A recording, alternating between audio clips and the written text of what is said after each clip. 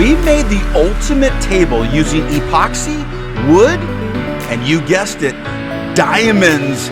We used 500,000 cubic zirconium diamonds to make the ultimate diamond river table. You're not gonna believe this tutorial. This came out totally different than I had imagined. That looks so good. Wow. That's heavy wood. Oh yeah. The tools that we use on this channel. All right, so what I'm gonna do here is just smooth out this rough, so it doesn't go beyond that. Oh my goodness, here we go. 16ths, 7/8. The information found in this video could save you thousands of dollars and save you tons of time. Don't forget, knowledge is power. You're gonna learn every step of the way right here, right now. This is the ultimate river table, diamond table masterclass. Understanding every aspect of all parts of this project makes this much simpler. It makes it a fun project. Let's cut the learning curve. Let me show you what I learned with this river table.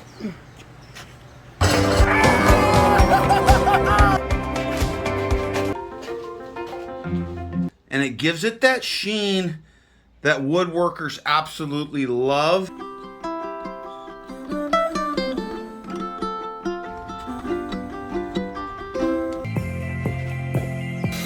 Okay, got it?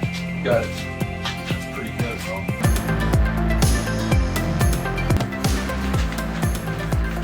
Look at how translucent. That's sick. How to build a $20,000 Koa wood diamond table in a one-car garage. Stay tuned. Enjoy the video. Yes. Yes. All right.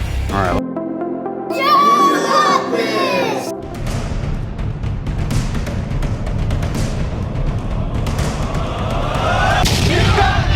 Make sure you subscribe and ring the bell to get notified every time we have a new video. Thanks again. That's heavy wood. Oh yeah. I love Koa wood, and it's my wife's birthday. It's mom's birthday, right? It's the big, don't tell her I told you this, but she's gonna be 40. That's a big one, man. So I'm trying to do something really fancy for her, and this is it, man. This is gonna be absolutely gorgeous. I love the organic shape. I love the shape that it follows the grain. I could get my 50 grit metal sanding disc and soften these edges up more.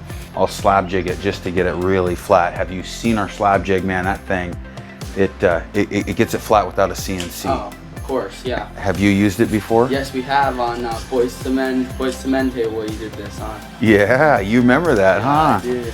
Okay, so what we're gonna do first, buddy, is cut this to size.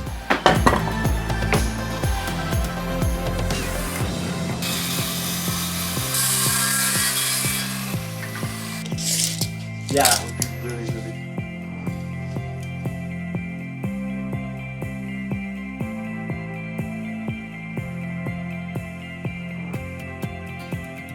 Here I'm carefully laying out the diamonds to get an idea of how wide my river can actually be.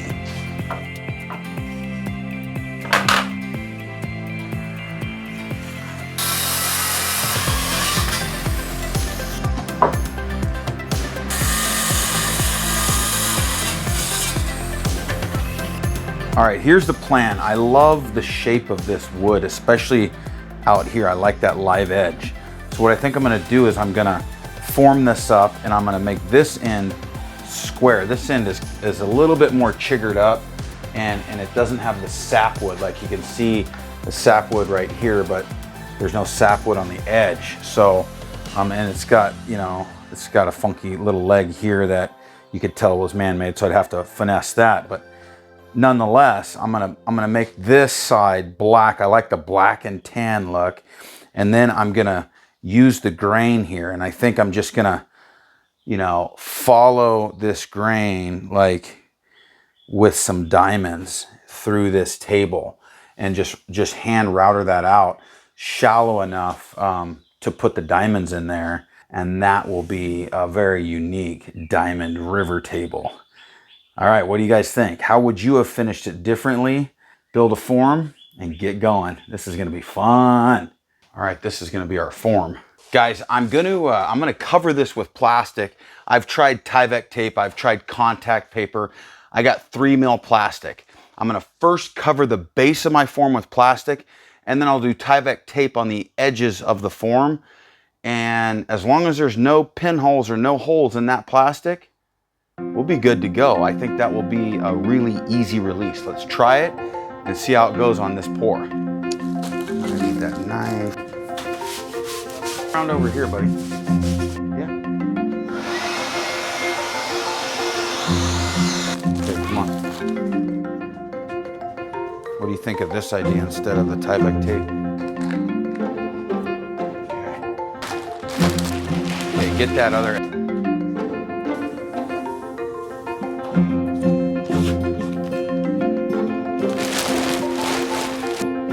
What I'm gonna do here is just grab this and I'm gonna pull against what I've already taped so that it makes it really nice and tight. I wanna try to get as many of the wrinkles out as I can.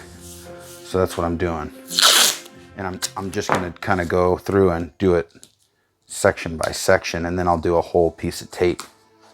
But doing this prior to doing the sides of my form, I started as a little guy with my dad. My dad, he would go to home shows. He was a builder, and I'd follow him to home shows, and I'd go check out all the booths.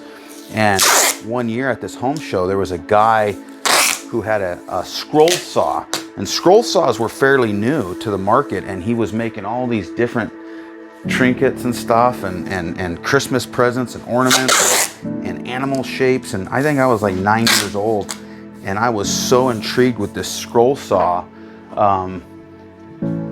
My dad saw that, and for Christmas he got me that scroll saw. And I got to tell you, that was I attribute my desire for building and woodworking to that actual saw. It's really what drove me to be a to be a carpenter. So thanks, Dad, for getting me that saw. That's the best present you could ever got me, man. Thank you. You know, the success of a project is usually dependent on how well you prep that project. So don't be in a hurry to pour epoxy, you know. Take your time to make sure that your form is built well and it's not gonna leak. Make sure you know, you take your time to set yourself up for success. And so I've learned to enjoy the project. Don't get in a hurry. Usually getting in a hurry takes longer anyway. So, you know, map it out, think about it, conceptualize your project, plan it out. Don't be in a hurry to cut. That stuff doesn't grow back fast. So be careful what you cut, have fun, make it easy. If I had my form built, you couldn't get it super tight, I don't think. I don't want a leak in this plastic. So let's make a swimming pool. Tyvek tape, guys, it's made for house wrap. But the reason I use it is because it's a very glossy surface, and the epoxy doesn't stick to it. You can use HDPE molds. Those are very expensive. You can build it out of melamine, much less expensive. You can wrap it with contact paper, far less expensive. Tyvek tape, it's expensive, but so is epoxy. You don't want to have any leaks. So that's why, you know, you take your time, build a good form, and know that these tables, like this piece of koa wood, is a very high-end piece of wood. It's very expensive. I want to know what you think this table is worth when I'm done. All right, so there's just a little nick there, so I'm just gonna put a piece of tape there. So I got a lot of videos. I've been doing wood slabs for a lot of years, you know. I've made wood slabs for some really famous people too. Did you see the one where we did a couple of wood slab projects with Nate Morris of Boys to Men? I've sent these things to New York City, San Francisco, and everywhere in between. I've supported my family building wood slabs and wood projects, and I've developed some methods. You know, my slab jig, I got some old school slab jigs that I built in the shop that until I developed the one that I got here. I got saw guides, I got methods for release, I got I've made a lot of mistakes, but the videos in this video really will show you all those years of experience that you don't have to make those mistakes. This is a passion project. This project is for my sweetheart, my bride, my one and only, my best friend. It's her birthday. It's a big birthday. I'm probably not supposed to tell this on video, but she's gonna turn the big 40 years old. And when I turned 40 a few years ago, my wife was amazing. We actually went snorkeling at the Great Barrier Reef. Can you believe that? And that got us so in love with diving and snorkeling and the underwater sea life. It's really become a part of our life since then. So, you know, I wanted to take her. I wanted to take her on a trip. I wanted to do something to reciprocate what I learned and felt during my prize that she got me. I'm building her something that I think that she'll cherish. And koa wood on the island here is highly sought after. It's probably the most fancy wood here is koa. And so I'm gonna build a koa wood table. And my wife, you know, in our beginning of our marriage, you know, we were just like any other newlyweds, you know, starting from scratch and going to Goodwill and eating top ramen and beans and pulling ourselves up by our bootstraps and working really hard. And it was hard to afford anything nice for my wife. And so this table is to show her where we've come, man. Like not monetarily, because I don't care about that, but it's what does a diamond represent? A diamond is unbreakable. What can you scratch a diamond with? Only another diamond. Like it is, you know, they say a diamond is forever. Well, that's marketing, but kind of is, right? And it was formed under heat and pressure. It was formed under tremendous trial, right? It was being crushed, and it created something beautiful. So Catherine, that's what this table is going to represent, is this beauty that we found in our lives. And I think I'm gonna do this representation of these diamonds to show you what that heat and pressure has brought for us. So thank you. I hope you guys haven't gotten to the point where you think I'm just a whack job. Let's keep going. Let's have some fun. You know, I get asked all the time about, do videos like your old videos, Mike. Like, well, my old videos, and what they're referring to is, you know, I started this business out of our living room. I would do a lot of the projects in my living room in the wintertime because my wood shop was too cold for epoxy to dry. And so I'd set my wood stove up, because that's how we got all our heat, is me and the boys would cut firewood. And so people, you know, apparently liked the videos that were not really edited. They weren't, not a lot of editing in them. Pretty poor quality. It's all, I actually had, anybody remember those flip share cameras? That's what I started with, is a flip share camera. And, you know, I didn't know any better. I knew that it came with editing, a little editing program. And we did our thing. And we just showed people how to make cool stuff. And here we've gotten so far down the road. We're coming up on 1 million subscribers. So guys, if you haven't subscribed, help me get to that mountain to 1 million. But I'm doing a throwback, man. This is just me in my shop. Instead of Catherine behind the camera, it's my son, William. Thank you, William. You're welcome. Show yourself, man. Okay. Hey, That's Willie. He's my oldest son. He's almost 17, huh? yeah. Gee, man, holy cow. When we started this, you were just a little guy. You remember in my shop, just as barely head above the table, watching me make stuff, man? You know, like barely being able to help at all, but I was happy to be there. Hello, my name is William Quist, and we're going to talk about Pinewood Derby cars. It's to cut it down very small, 5/16, like this thin. So we're going to turn this into this. And we're going to use this table saw to cut it down to this thin. So now I'm going to use my Dremel, and I got some sandpaper.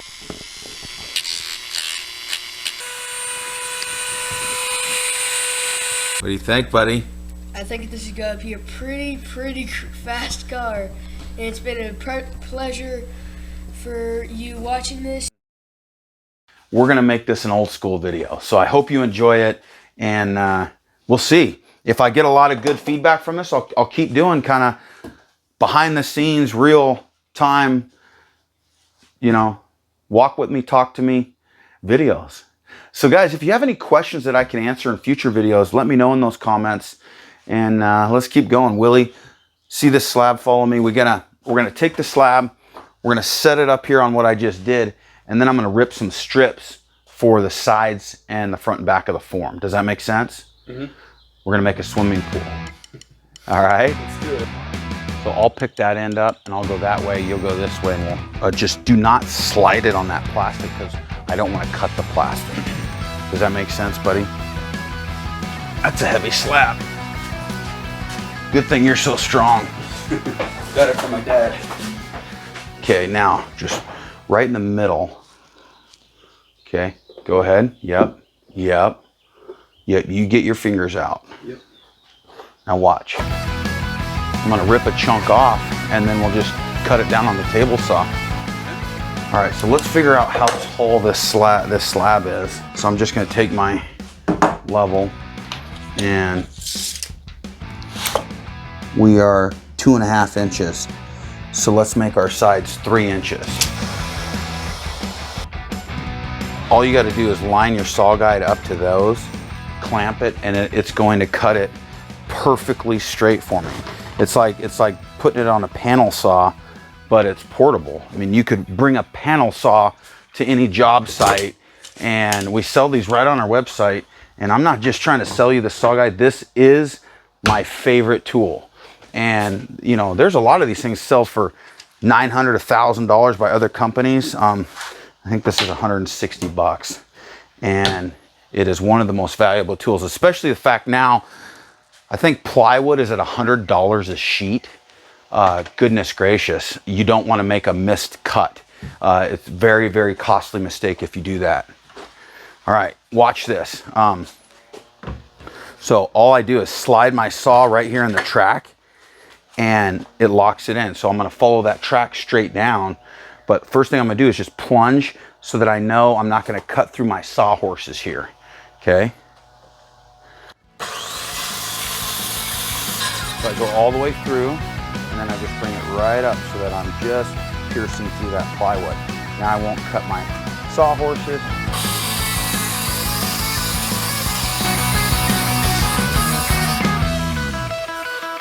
I mean, that cuts super straight, and then it just holds your saw there for you until you're ready. So you could get your hands free and then just boom, take your saw. Pretty sweet. So that's like worth like $30 now for a piece of scrap of plywood. All right, so here's what I'm thinking. You know what we should do? Yeah, let's just set the table saw up. Here, let me blow that off. Nice. Let's set the table saw up and we'll cut those. How tall? 3 inches. Now, I'm only 2.5 inches tall on my table, but I want to be proud of my table. I don't want it to be perfectly flush where the epoxy runs over. You want a dam. So 1/2 inch is plenty of excess height.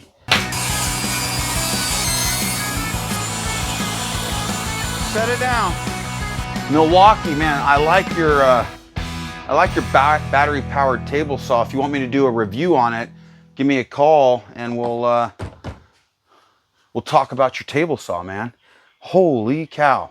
Guys, is that something you'd be interested in, is the tools that we use on this channel? You know, one thing I pride myself on is building really cool projects out of using resources and methods that don't require CNC equipment and high-end tools, that don't require a multi-million-dollar shop. These are all tools that you can get at your local hardware store. And that's why I use them only on my channel. That's what I cut my teeth on, and that's what I'm comfortable with, is making jigs and doing woodworking like a DIYer. So that's what you're gonna see on this channel, and everything that you see in this video, you can do in your garage at home. I mean, this is smaller than a garage. I just took half this garage and a pup tent, and here we are, right? Pretty crazy. I'm gonna build onto this garage though. I'm gonna build a shop out here, so I will get a cooler space. But right now, you have no excuse. This is literally a one-car garage. How to build a $20,000 Koa wood diamond table in a one-car garage. Stay tuned. Enjoy the video. Yes. Yes. All right, let's try this. This is a brand new version of a Craig jig. And so I saw this and I wanted to give it a shot. What I liked about it was faster to clamp and stuff than like their original version. Let me get one of these pieces. That's about 3/4 up off the, how high is that up off the deck? Oh, that's pretty high. Maybe it's like a 2x4. If they did this the thickness of a 2x4, that's a smart design. Let's see what they did here. So if I put that up there, will that get me? Oh yeah. Oh, smart, guys. So now, you know, part of the problem with the Craig jig is if you try to put your board in, it's at an angle. So you got to lift it up. So now all I got to do is stick a 2x material on one end and you're golden. That's pretty cool. Never used it before. I just set it up today. And I'm creating pocket holes so that I can screw my form very quickly. Don't fall for these custom forms that are like pre-made sizes. You're gonna want to build your table to the size of your project. If you have to cut your table down to fit a form that you buy off the internet, you just lost square footage of a slab of Koa wood so that you could fit a pre-made form. That's the problem with pre-manufactured form sizes. That's why I'm not a big fan of them. I am a fan of building a form to that project. The cost of this wood and this form for what this table will be worth is the cost of doing business. It's a very minimal purchase, and I get to make it where I don't waste epoxy. That's expensive. And that you don't waste wood. That's very expensive. So guys, that's a pro tip. They sell silicone and HDPE pre-done molds. I wouldn't fall for the trap. All right, here we go. That's cool, man. That's, you know, you don't twist it.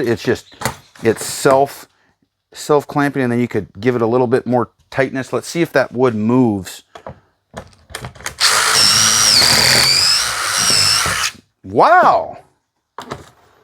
Look at that. There you go. There's your pre-made pocket hole. Have you ever used these pocket holes before? This is, man, I use this when I build cabinets. I use these this joinery when I build forms. Sweet. I'm liking it, man. I'm liking it, Craig. Good job, guys.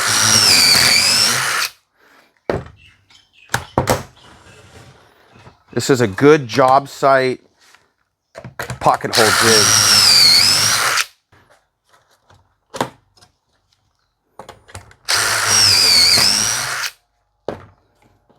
So this side of the table here isn't gonna get any epoxy, but this side, I'm gonna square it up. So I'm gonna fill it with like translucent black epoxy on this side. Where are the diamonds gonna go? Well, then I'm gonna take and like, see this vein here? Yeah. I'm gonna hand router and follow that and then fill that with diamond. All right, now that I got my pocket holes done and my strips are to height, I'm gonna use Tyvek tape on the edges of the form so that it releases from the table when it's time to pull this thing apart. So all I'm gonna do here is just butt that to my table. So this is a pro tip. You know, I was having this fine thread screw. I kind of overscrewed it and it was spinning in the plywood. So I'm gonna go to a coarse thread and it'll hold this down really, really tight so I'll have no leak. All right, so boom. Making a nice slick surface to release off that epoxy. Okay, ready? You're gonna walk out to those sawhorses. All right, so what I'm gonna do here is just smooth out this rough live edge. All I'm gonna do is just use my 50 grit metal sanding disc to smooth that out so it's more flowy. Is that a good word? And then the same thing over here. You can see that this is just pretty well chiggered up here. So I'm just gonna smooth that out so where the epoxy meets this top edge, it's gonna be fluid. It's gonna be real nice looking.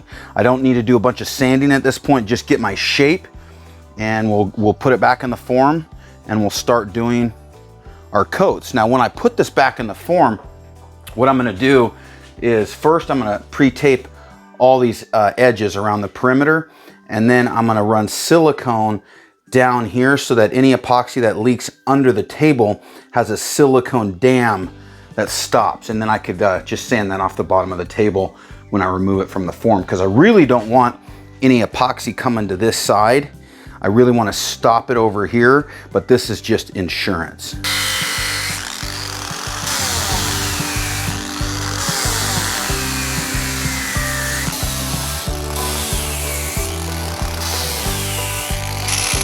I mean, this 50 grit metal sanding disc, it takes it from really, really rough here, how I got it from where I bought it, and then it's smoothing it out to where I could take the sander to that. So this just makes short work of shaping that wood.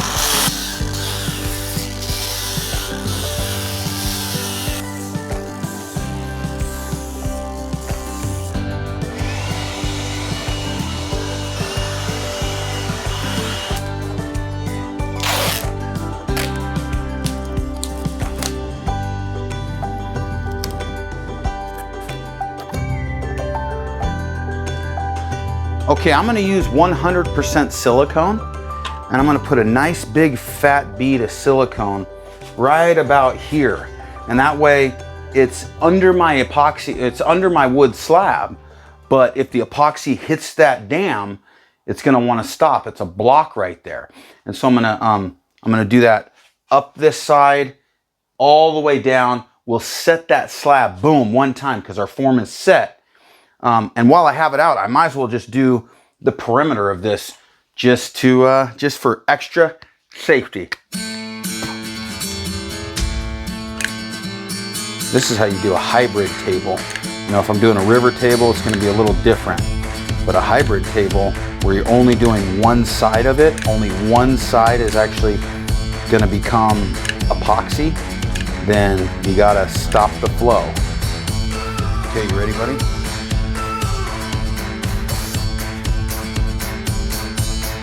Good, perfect. So it doesn't go beyond that. And just mush it right into that.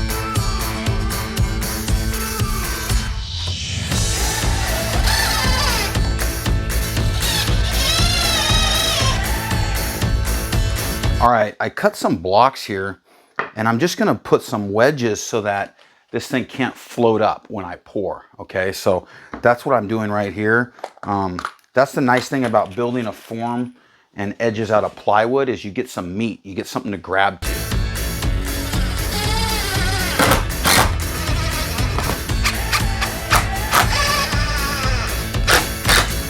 I'm gonna use the super cast, the black metallic powder.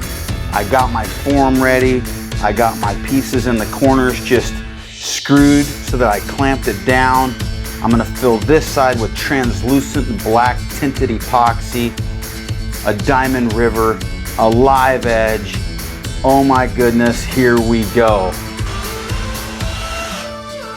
Okay, time to pour. We're gonna do our first coat, and I'm actually gonna do a seal coat at the same time. What do I mean by that? I'm gonna pour 96 ounces. That sounds like a lot, but this is a big space that we're filling. And I'm gonna go ahead and use a gloved hand and dip into that and rub it on my edges. The reason I'm gonna double that up is because I know I'm not going to pour this in one pour. I want to seal this form. I want to make sure we're good. And then I could go nice, hot, and heavy with that super cast. But in the interim, I'm simply going to do a seal coat and fill in the bottom of my form. So however far 96 ounces goes, it'll tell me if that silicone's sealed, because if it didn't, I'm going to see it come across this slab and start to go all the way over here. So let's have some fun. Let's fill this sucker up and let's get this slab started. Here we go.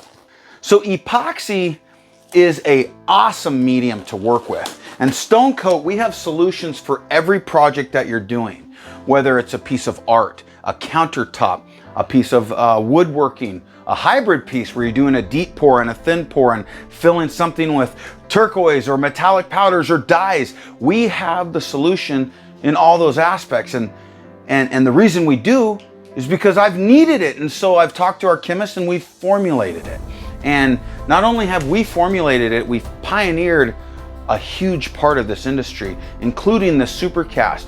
You know, there are a lot of different options, but if you want something that's crystal clear, that's easy to work with, that's consistent, that doesn't want to yellow like a lot of these Chinese epoxies that you're gonna use, supercast is designed to be poured thick, to have a lot of mass, to actually add on to a slab. We're building onto this table. You know, I got a mantle project coming up in a project I'm doing, and the mantle is this big beefy piece of wood and it's kind of tapered and ripped on the end, and I'm going to key into that and continue like I'm repairing that piece of wood, and then it'll be like translucent glass, epoxy.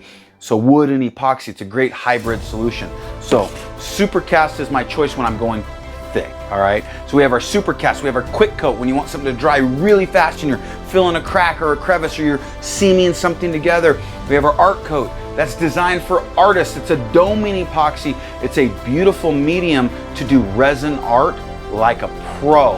It takes away all that non-working time that a lot of epoxies have. You're not gonna set off, it's not gonna start smoking in a cup like a lot of cheap products will, okay? We also have our pioneered, our workhorse, our bread and butter, which is our Stone Coat Countertop epoxy. It's heat resistant, scratch resistant.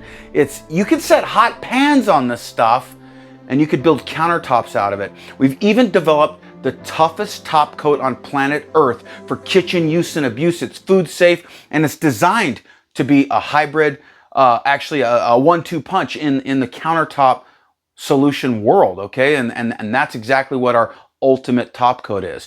So we have all kinds of products. We have customer service to guide you in that right direction, but I hope these videos teach you how to save 10 times your money. If you were to hire a contractor to do this table for you versus doing it yourself, I guarantee you it's 10 times the price. So go ahead and strap on a little project. Let's go. Now you know. I hope you enjoy the video. If you are getting value out of this video, hit that like button. You know, I don't say that enough. Hit the like button, subscribe. Help me get to 1 million subscribers. We're gonna be the first product-based epoxy channel to hit 1 million subscribers on this platform called YouTube, and we're super proud of that. But I believe it's because we give the information away for free. We've taught people how to do world-class projects in their one-car garage. If you can do something, I mean, this is going to be a world-class project. If you could do this in a one-car garage with hand tools from Home Depot, and you could make $20,000 on this table. Somebody is going to have something like this in their home. I can teach you how to market that table. If you're interested in marketing, if you're interested in understanding how to move what you build, what you create. Are you a creator? Do you want to use these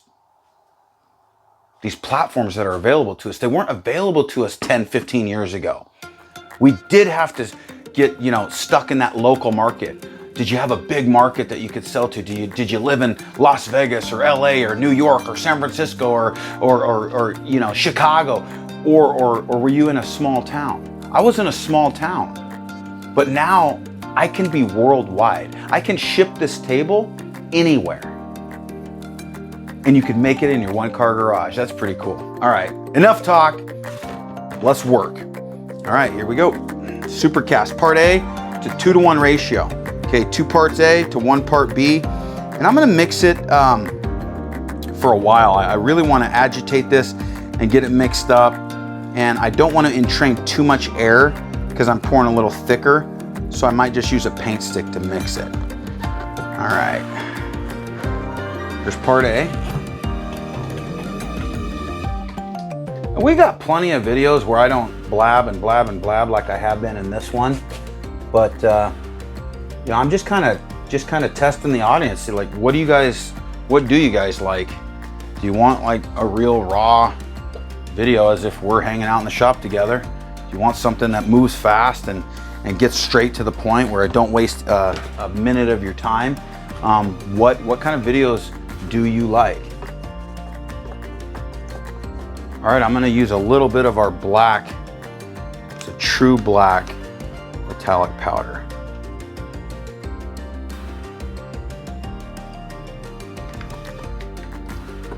Yeah, that's a good amount of metallic.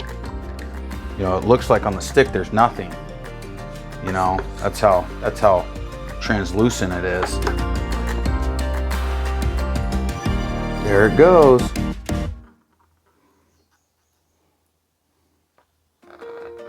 First pour, baby.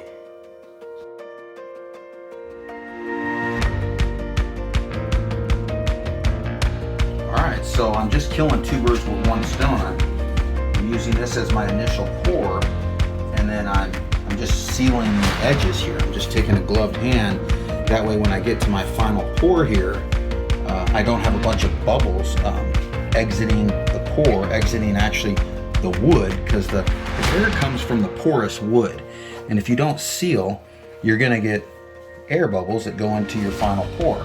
So that's what I'm doing here, is I'm just simply just using gloved hands to come through and pre-seal this wood. I usually do this with quick coat prior to pouring, but I'm testing this. I'm gonna see if I can kind of kill 2 birds with 1 stone, because I knew I was gonna do multiple pours, multiple deep pours. Now, if you're new to making river tables, it's dangerous to pour too much mass at once. If you're in a high humid area like I am here, the humidity expedites exotherm, which is how much it heats up, and the epoxy would want to crack. And so we can pour really deep, but I'm gonna go conservative, because I don't mind coming back tomorrow and doing another pour. I planned ahead. My wife's birthday isn't for, you know, a few more weeks. I got plenty of time. So plan ahead, don't be in a hurry, and then you won't have to rush anything. Right, Will? That's right. Prior planning Prevents poor performance. That's right. That's my boy. All right, now I'm gonna just heat gun this to get these air bubbles out. See how easy that is?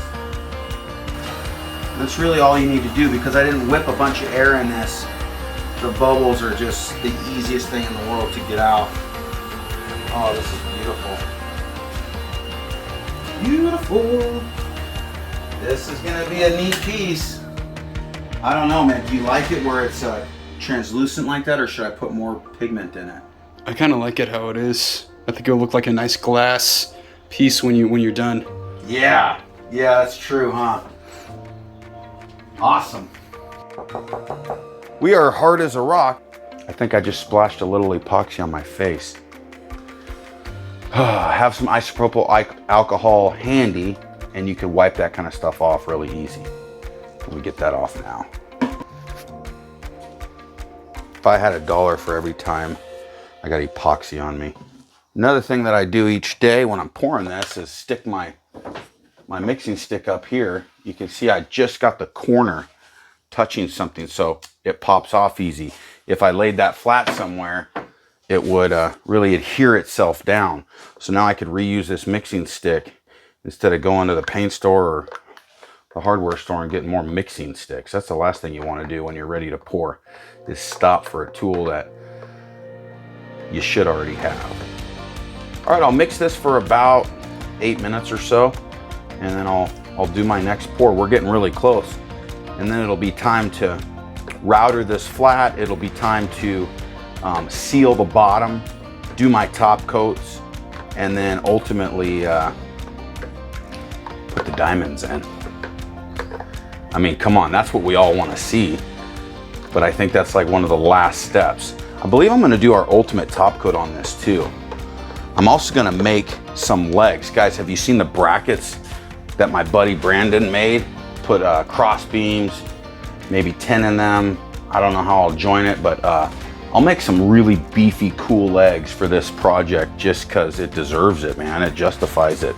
I've been telling Brandon, you know, there's a need in the market for some leg bases that make a DIY table possible. Because really it's your apron, your skirt, your adhesion to the actual table. That's kind of the big deal, is how do I get this to attach to my table perfectly? So I think that's what those legs will be an answer for. So I'm going to test those out here. So, you know, stay tuned. You're going to see how I put the diamonds in this table. You're going to see how I do the legs, how I do the ultimate top coat on the surface. These are all things I've been thinking about, you know. You got to conceptualize it in your head prior to physically creating it. And that's something my dad would do. You know, he would on the way to the job site, we'd be talking about what we're going to do that day. And he would have all these ideas that he had thought of the night prior. And I think that's a good lesson, is just contemplate what you're going to do before you do it. Spend some time thinking about it. And that's also what's cool about building a table, is there's steps. And so don't just, you know, kick your feet up on the couch and grab that controller and be a couch surfer. Go think about your next steps. Prepare for the next day. Find your material. Get your bits ordered on Amazon. Do what you got to do so that by the time you're ready for that next step, you're ready and it's an enjoyable process. If you enjoy making these tables, you'll make another one. And the more that you make, I'm telling you, the more that you'll see that having a table like this is really desirable. A lot of people are looking for custom furniture. They don't want the same table as everybody in their neighborhood from Costco. So I would say get really good at making custom furniture, and you'll be amazed at the business opportunity. Or get really good at making custom furniture and you'll be the most popular gift giver of all time, because this table is going to be a gift to my one and only. Boy, this is almost mixed. It's really cool just to watch it mix because it's metallics, you know. It's like clouds. You know, you look at the clouds and they're constantly making different shapes, and you're thinking, it's triggering your mind to think of different things. And you look in this table in each pour and it looks cooler and cooler. Now, you can no longer see down to that Tyvek tape.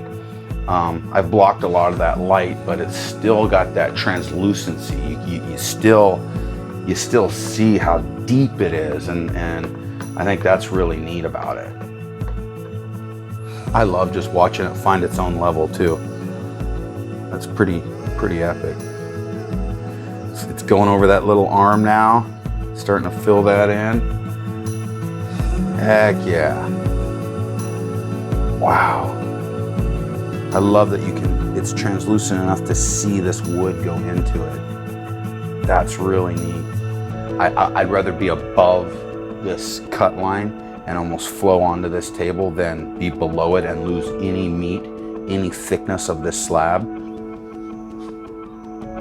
Okay, you can see that wood coming down there. Look at those metallics. Look at this.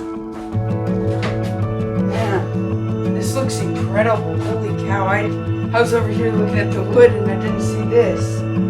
Holy cow, man, this looks so good. You like it? This looks sick. I love the color choice. You think Mom will like it? Oh yeah. Got my foam covering the top to keep the bugs out. Pro tip. All right, good news. We got everything filled up. You can see that there's a little bit of a lip here, but over here where the low point is, the epoxy's gone all the way over the surface. So we filled part of that crack. We've added on to this table. We've made this table much wider by adding this strip of epoxy. But now it's time to make it flat. So I got to take everything out of this form, and I'm going to do a good job taking it out of the form so that I can use this plywood base again on another project. What I love here is no epoxy got into this side of the form. That's a big deal. That means I didn't waste any material under this slab. That silicone made a really good seal, and it's time for the next step. So let's get this slab flat, and then we'll sand it. We'll finish the top and bottom, and then it'll be time for the Diamond River. Here we go.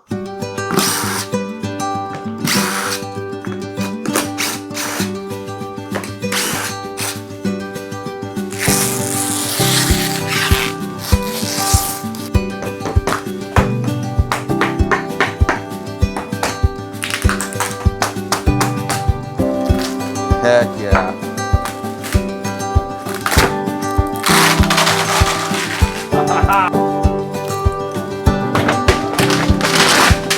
Nice.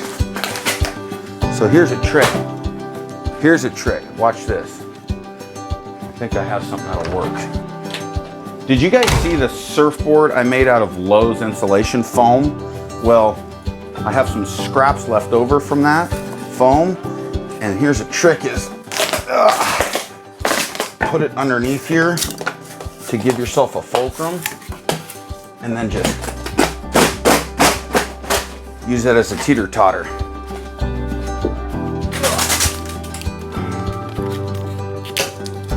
Look at how translucent, that black is now. That's sick. Wow. I'm removing the original silicone bead that I installed to trap the epoxy using a margin trowel. You can use anything. Just scrape that off.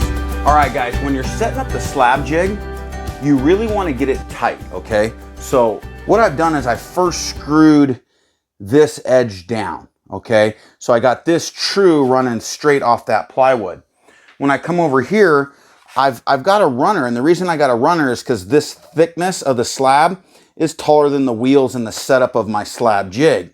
So you just put a runner there, but the runner's handy because then I'll pull that runner tight. See the little gap? I'll pull it tight to the wheel, and then I'll screw it down.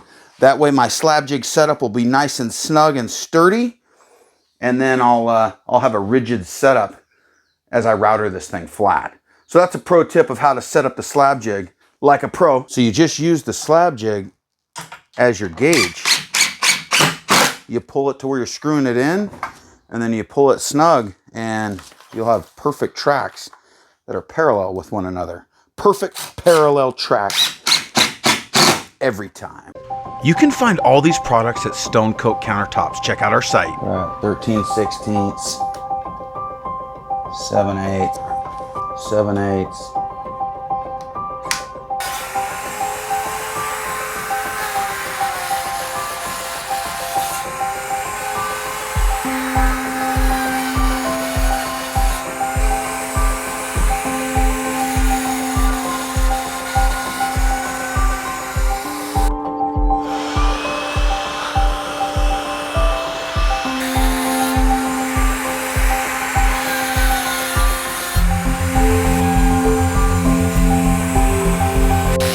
Using my router to flatten everything, I'm going to use a 50 grit metal sanding disc on my angle grinder to do the next step and smooth that out.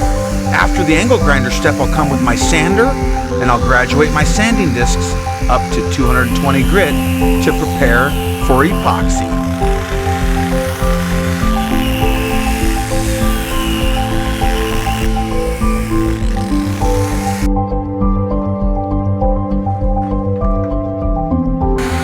After flattening the bottom of this slab, I'm doing the same process and procedure on the top side of the slab. Do both sides and you'll get a perfectly flat table. The slab jig makes short work of this process. A leaf blower gets rid of the dust in between so your wheels run nice and flat on your runners. Remember, the slab jig works on any thickness wood. You just need to adjust your table runners according to your thickness, and you can have a versatile tool. Instead of a high-end CNC machine, you have a DIY dream.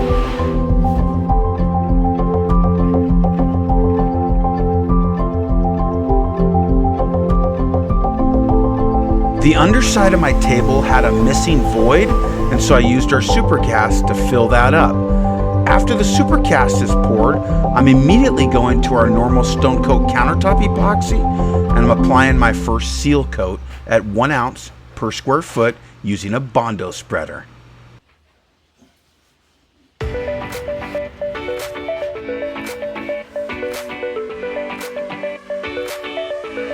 After spreading out my seal coat, I'll torch the material to remove excess bubbles. Let it dry, and you're ready for the next step. I'm gonna sand with 220 grit so I get good adhesion on my next step, and I'll flood coat after all the bubbles are gone because of my seal coat. Remember, seal coat first and you won't get bubbles into your flood coat. This is a pro tip. I can't find my mixer, but I had an idea. I'll take this mixing stick, I'll tape this spade bit to it so I could chuck this up in my drill, and then I'll have a mixer. Let's try it and see if it works.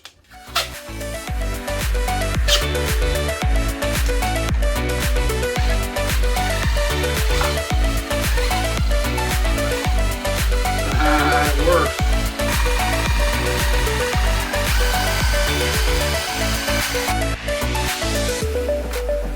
Remember, some wood species are more porous than others. You may have more air entrained in some slabs than others, so be sure that you do enough seal coats until those air bubbles no longer appear. And 1 ounce per square foot allows those air bubbles to break through because it's a thin coat. They'll pop and they'll give you a great setup, a great foundation for that flood coat. This is how you use epoxy. This is pro technique. Now I'm coming in with a chop brush on my flood coat and I'm chopping it to remove any trowel marks I left with my 1/8 square notch trowel, because that's what I use to spread it. I have a cover that me and my wife created using buckets, a piece of foam, and some plastic. In between our pores, we cover it with plastic so that no bugs can land in my finish. After doing the bottom side, I'm now doing the top side. Same process, same procedure. I'm confident this slab won't warp because I've sealed all the way around the slab. It costs a little bit more to do both sides, but this high-end species of wood, koa wood, I don't want to risk any cupping. You can put bars in, you can do other techniques that I've taught, but I tested out a layer on the bottom and a layer on top, and the epoxy stabilized this wood. There was absolutely no movement.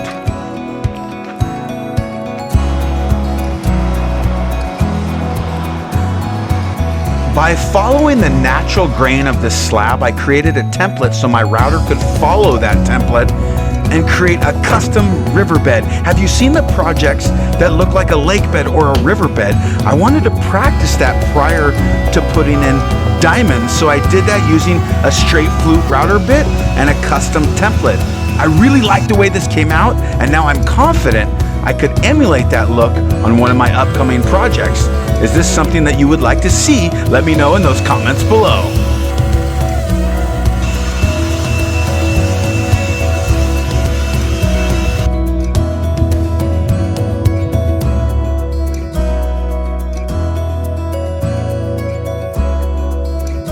I created a little guide block with the hole for my Sharpie so that I could follow that natural grain and transfer that to my plywood.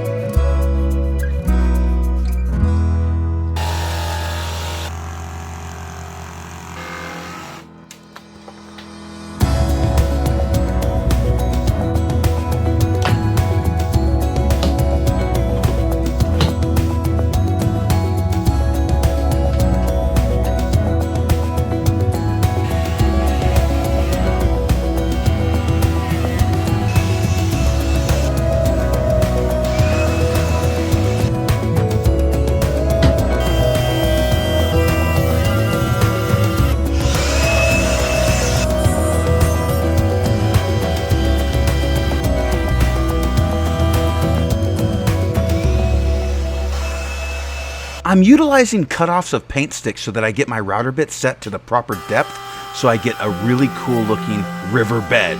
What do you guys think?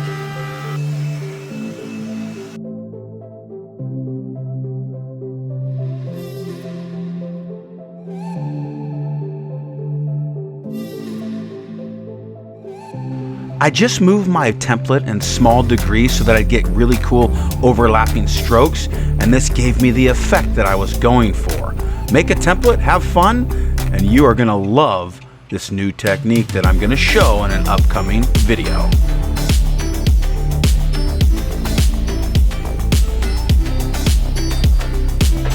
In preparation for the diamonds, I'm taping off my river, and I'm gonna use our ultimate top coat to seal this new river bed. I don't want any air coming through because I've already applied our epoxy to the rest of the surface. Now that I've opened it back up, I'll use our quick drying ultimate top coat with a paintbrush to seal that really well.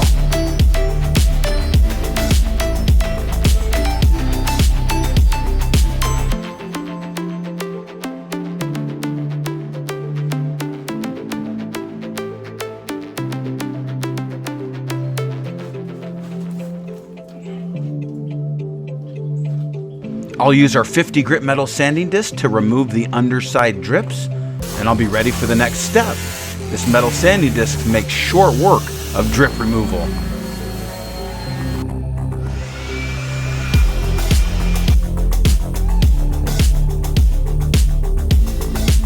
I'm gonna use some Tyvek tape on the end of my slab so that I can capture the diamonds and get a little bit of a blowout so that I have a lot of diamonds coming over the edge so I can sand it back flush using a diamond cup wheel. I'm gonna use a little bit of our Stone Coat Countertop epoxy to fill in my river to prepare to accept the diamonds. I don't wanna fill the whole river up, I'm just gonna leave a void at the top. This also will give me some depth and be sure that I don't see wood grain because I got a little distance between that wood grain and my diamonds.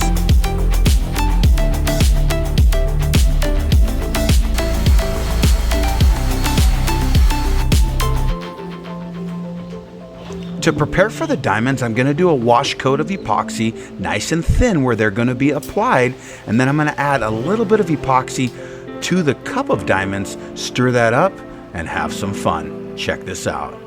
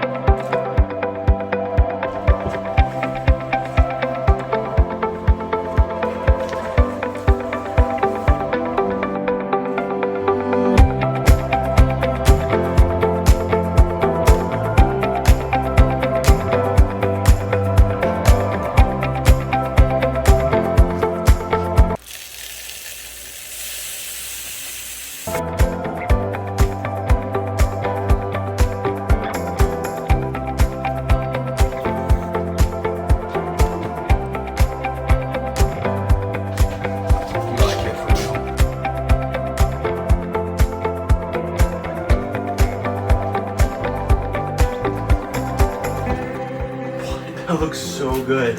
Wow. That is better than I could ever imagine. That's crazy. Trash bags make a good bug protector.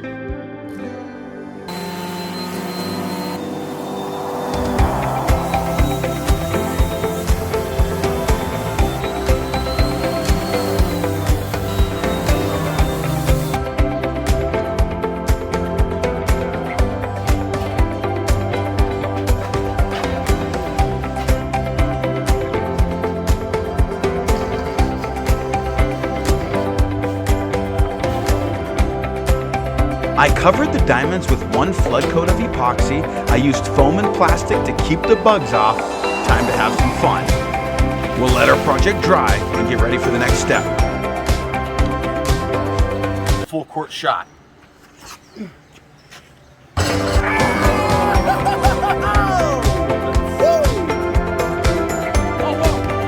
After drying, I'm gonna sand and clean with isopropyl alcohol.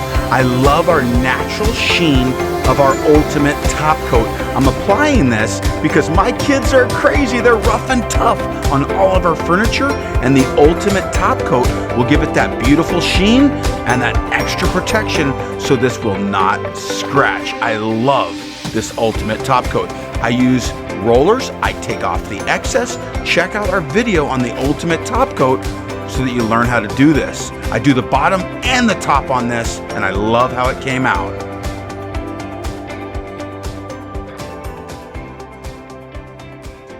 Okay guys, I did 12 ounces total of ultimate top coat. I mixed it, and then I added 2 ounces of fresh, clean, cool water. Because it is warm, I don't want this to set up too fast. It has a short working time so that I can use my project in 24 hours. All right, let's go ahead and apply this. We're gonna do the ultimate top coat with a 4-roller technique.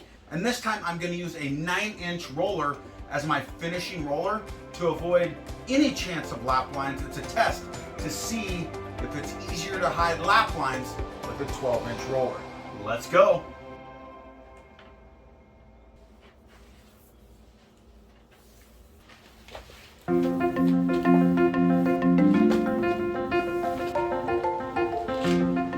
I apply our ultimate top coat nice and heavy, and then I use multiple rollers to dry roll the surface to remove the excess coating. All right, check it out. I just applied the ultimate top coat, and it gives it that sheen that woodworkers absolutely love, and you can still see the depth in this thing. Look at the metallics. I really like how beautiful this is looking. And check it out. I used 9-inch rollers to finish, a 1/4-inch nap. I started with the 6-inch, finished with the 9, and you get, this is literally still drying. I just finished, and there's no lap lines at all. That sucker right there, and I'm in high humidity. Right now we are in really high humidity. Look at all the clouds, tropical environment. Ultimate top coat right there. That wood just disappears into that translucency. Love this finish. All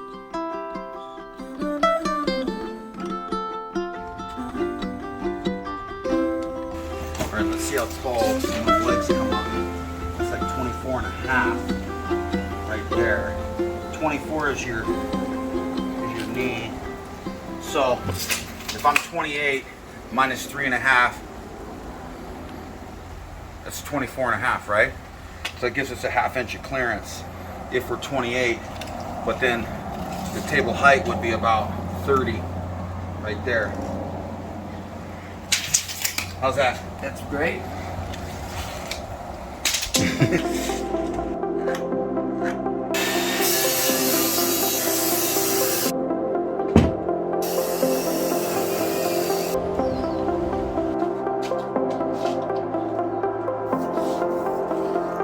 I'm using 4x4 posts and 2x4s to create my table base.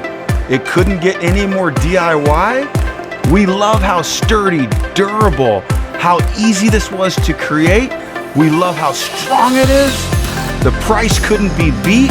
This table base is awesome.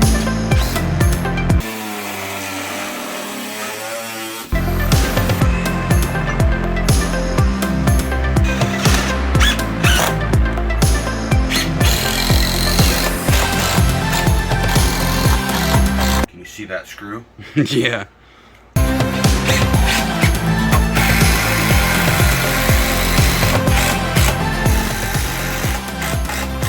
we use a 4x4, which is big.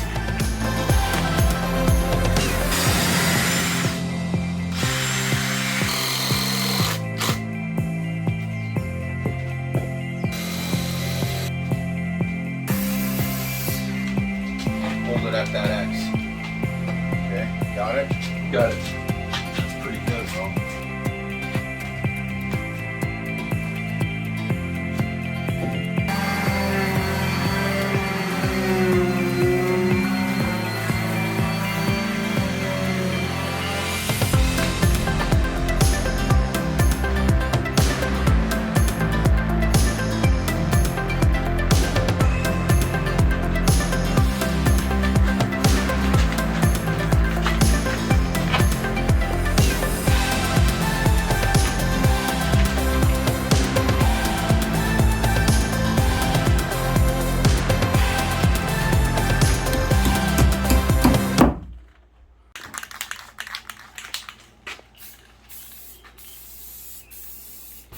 In order to match some of the other furniture in our home, I used a little rattle can of spray paint, and look at how it came out. I love this thing. Wait till you see this reaction.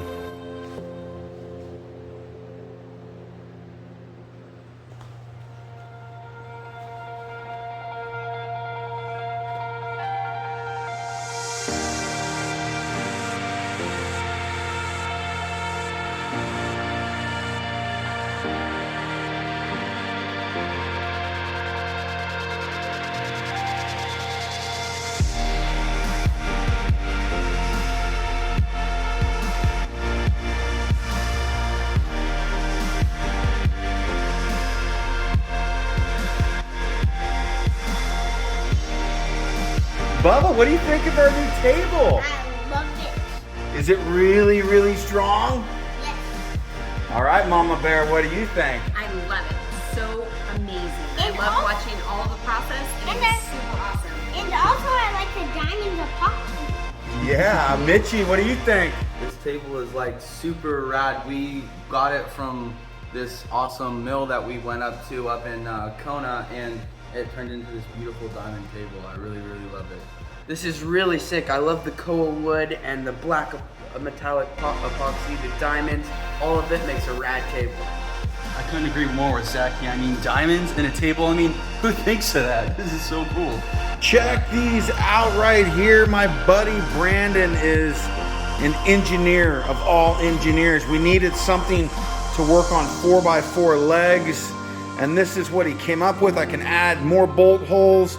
I can do whatever I want. He's got brushed aluminum and powder coated black. Which one's your favorite? What would you like to see in production? We're actually trying to come up with an efficient way to make your own table bases.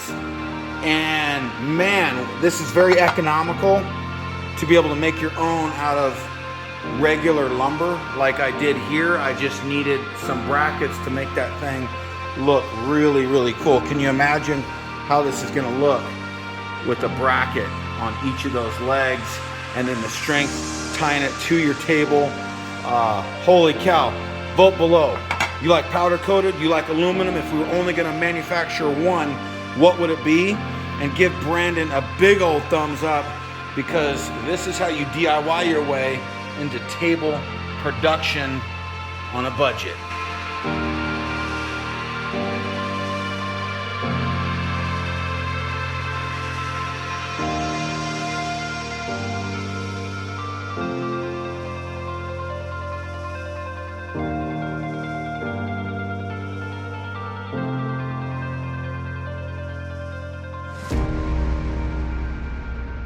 All right, my friends, it's time to vote.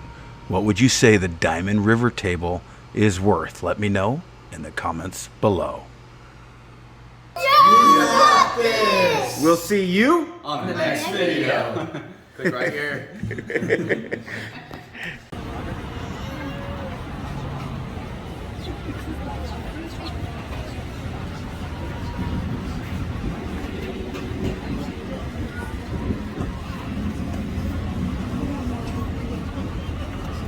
All right, let's do it.